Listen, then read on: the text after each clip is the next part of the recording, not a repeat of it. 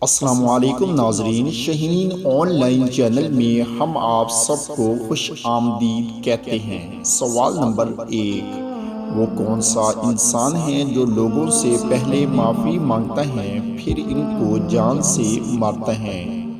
तो आप लोगों से रिक्वेस्ट है कि अगर वीडियो अच्छी लगे तो लाइक करें और चैनल को सब्सक्राइब करें। तो जवाब है दोस्तों, जल्लाद, फांसी देने वाला। सवाल नंबर 2, वो क्या है जिसे हमेशा नरम बिस्तर पर ही लेने में मज़ा आता है? बताओ क्या है?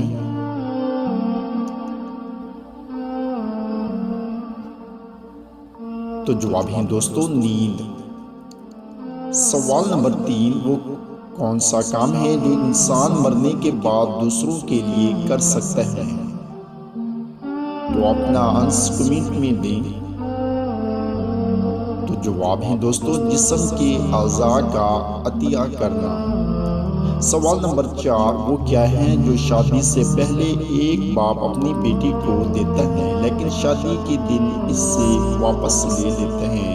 ये एक कॉमन सेंस क्वेश्चन है। तो जवाब है दोस्तों, सरनेम। उसका नेम चेंज हो जाता है हस्बैंड के साथ। दोस्तों, आपने कितने सवालात के जवाब सही सोचे हैं? नीचे कमेंट्स में ज़रूर बताएं। चैनल को सब्सक्राइब करें। शुक्रिया।